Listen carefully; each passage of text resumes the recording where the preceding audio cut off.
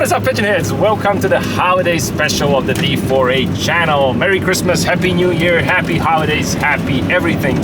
So, in the spirit of the holidays, I took out the MR2 to the snowy, beautiful Bielašnica mountain. Bielašnica, we actually say Bielašnica.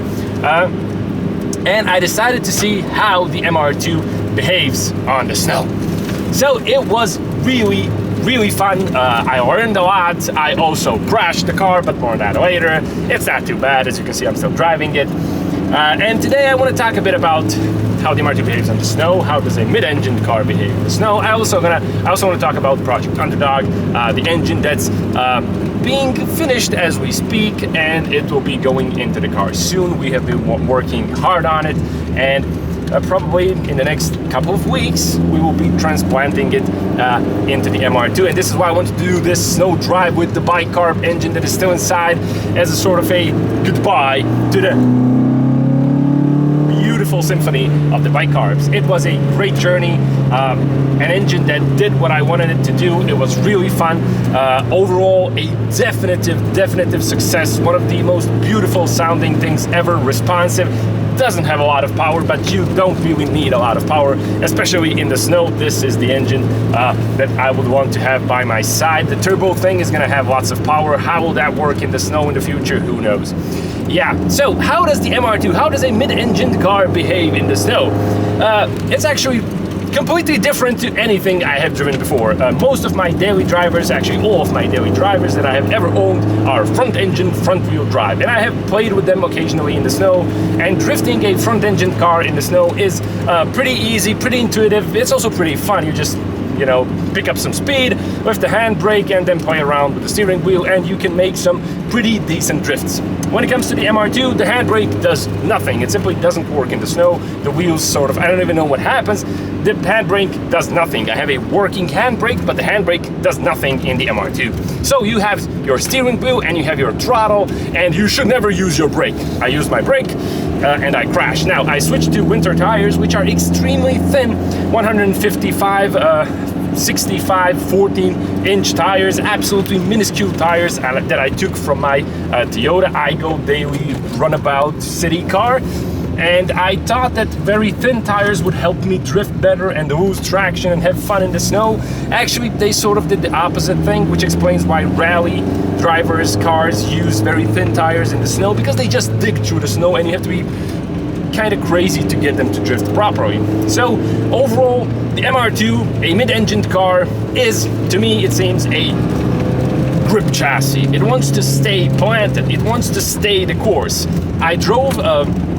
I never owned one long term, but I drove quite a few cars that are front engine, rear wheel drive, and in the snow, as long as you have good enough tires, they're really fun. It's super fun to drift these cars in the snow. You just add throttle, you play around, and they want to maintain the drift. They want to keep drifting if you know what you're doing. The MR2, on the other hand, does not want to keep drifting. It wants to return to its natural state of stability.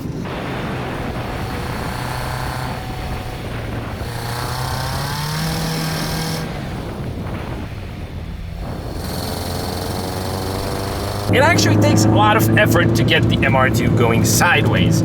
I mean, you have to really be kind of crazy, and it's really impressive how well this car performs in the snow. As long as the snow isn't too deep to like knock off your front spoiler, then you can go pretty much everywhere. I went to some pretty like deep snow, which it has ice underneath, and I have some relatively decent winter tires, and it goes everywhere. And I guess that's really the strong point of the mid-engine setup, because you do have weight on your back, on your driven wheels, and the car is really nice and really stable in the snow. You can be pretty fast in the snow from A to B. However, when it comes to drifting in the snow, it's really something that it feels like the car doesn't want to do it. And taking this car out in the snow, I think it's a good idea to really understand it better, because snow and the low grip scenarios in general amplify the behavior of the chassis and help you understand how it will perform in scenarios where you lose grip or contact with the road surface.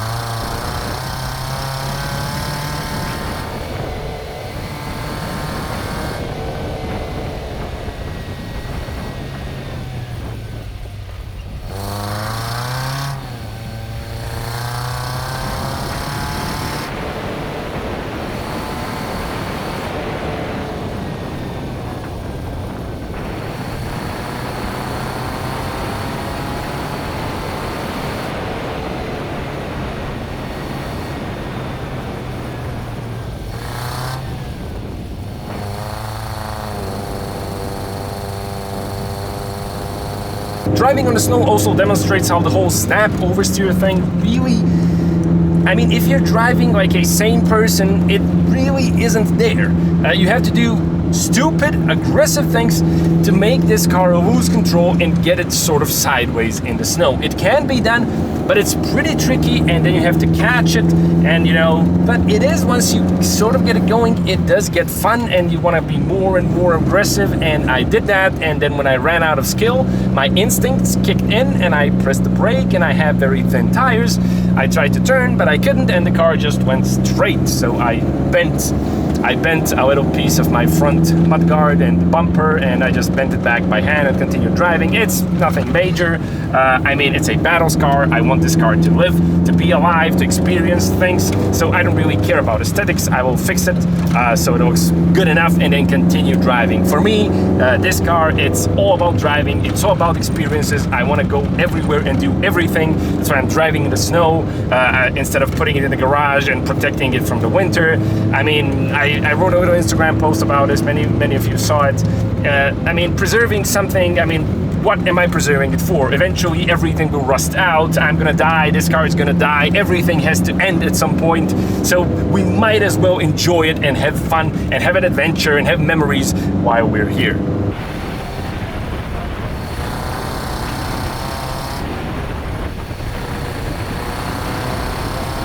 As the MR2 is tricky, this is why I decided to take it onto this road. This is a virtually no traffic road. Nobody ever passes through here, and I had people at the entrance to the road and exit control it and tell me if somebody's coming. So we had surveillance on the road. This wasn't crazy. I wasn't endangering anybody except myself, and I wasn't even endangering myself because this road is amazing because you have a lot of snow piled up on the sides. So if you mess up, you're gonna hit the snow instead of, you know, going into some deep dark hole and dying.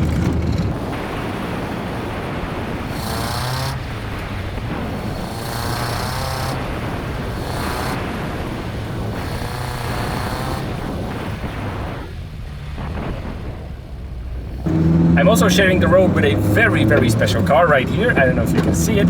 It's a green Zostava 750. It's actually a Fiat 500, but the Yugoslavian version of that car. And inside it is a man who's my hero, who took this car absolutely everywhere on planet Earth where you could take a car. He took this ancient time machine to Iceland, to Tunisia, to Turkey, you name it, he's been there with this car. I drove this car for like 10 meters and it's an adventure to get it started. It's a fun car, but it really takes a special kind of really dedicated, really adventure-loving person to take this car and go everywhere with it. And he did it on one engine, the same engine. And now he's with me here on the mountain. He's drifting this little thing, which has like, I don't know what, 20 horsepower. It's rear-engined, I'm mid-engine, and behind us we have a Honda Civic, which is front-engine, front-wheel drive. So we have pretty much, look at that, there he goes. There he goes, look at that, awesome drift. Come on.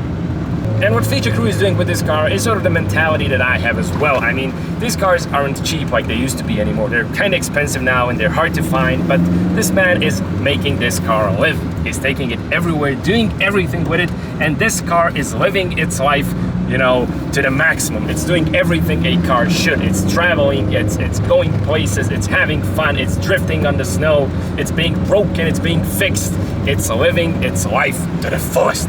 And that's what cars should do, in my opinion.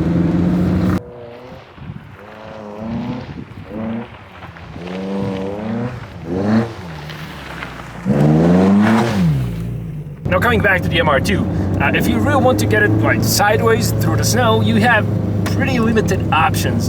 And I managed to do it barely a few times, that I think it sort of looked okay.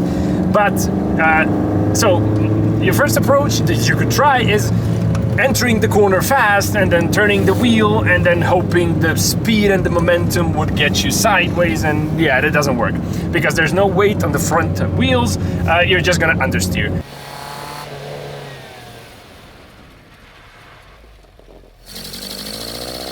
You're gonna enter the corner fast, you're gonna turn the wheel, and you're just gonna go straight. So that doesn't work. Option 2 is entering the corner at a sort of medium, reasonable speed, and then adding power, adding throttle mid-corner at the corner exit to try and get it sideways.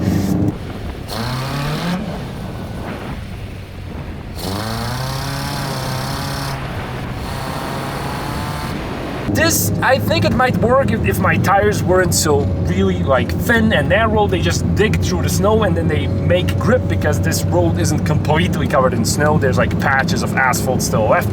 So that also doesn't really work. What sort of works for me is having a mild corner entry, finding a piece of road where you can keep a small steering angle, just a bit of steering angle, and then adding like medium power. And that sort of starts getting the car sideways, and then you can anticipate it, and then you can sort of try doing something about it.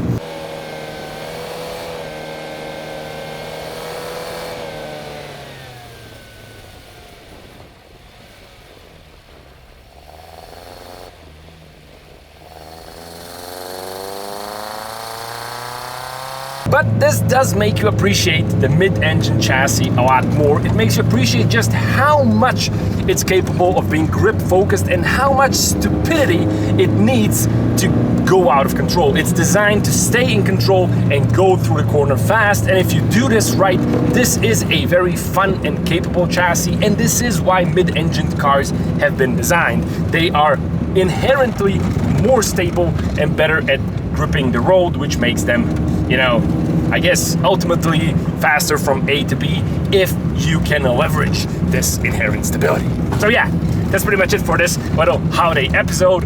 I hope you had fun watching it. I wanted something a bit casual to hang out and have fun and appreciate cars and snow and the beautiful idyllic winter that we have sometimes here. So yeah, that's pretty much it for today. I wish you a really fun, happy, prosperous, healthy 2022, and I'll be seeing you again next year with more fun and useful stuff on the D4A channel.